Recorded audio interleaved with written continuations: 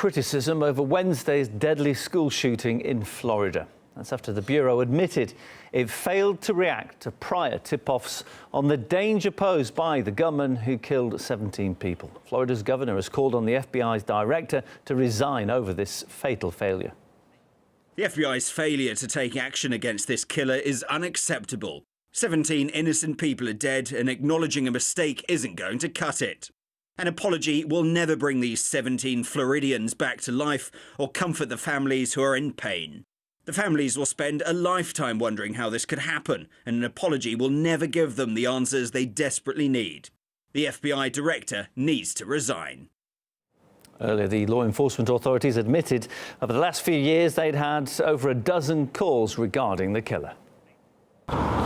We have uncovered at the Broward Sheriff's Office that we've had approximately 20 calls for service over the last few years regarding the killer. The FBI has determined that protocol was not followed.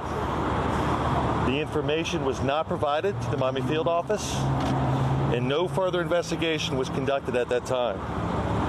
In particular, the FBI had been given information about the attacker's gun ownership and his social media posts. His desire to kill people, erratic behaviour and potential to conduct a school shooting were also flagged. And one of those who actually warned the security services about the suspect has spoken about what led him to raise the alarm.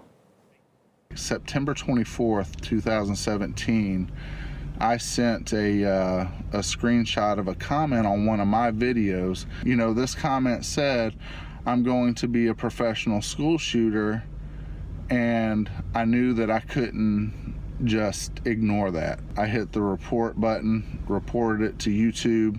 Of course, they removed the comment, and then I tried to email it to the FBI. Well, the shooting in Parkland, Florida occurred on Wednesday when a former student fatally shot 17 people and injured some dozen more. A 19-year-old suspect was detained by police on the day of the atrocity. His case and how the FBI failed to recognise the threat posed by him is now being investigated. US Attorney General Jeff Sessions is now calling for an immediate review of the FBI and the Department of Justice. Florida's not the first deadly attack that could potentially have been avoided had more attention been paid, as Caleb Morpen explains. Nikolas Cruz isn't the only mass killer to be on the radar screen of the FBI before conducting their crime. Omar Mateen, who shot up the Pulse nightclub, killing 49 people in Orlando, Florida, was investigated by the FBI twice before he committed his mass murder.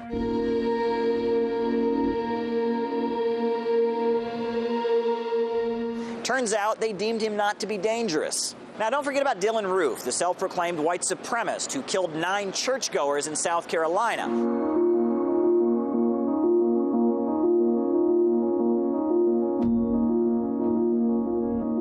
Well, it turns out he was able to purchase his weapons because of errors in the FBI's background check process. And then there's Nadel Hassan. He shot up a U.S. military post in Texas back in 2009.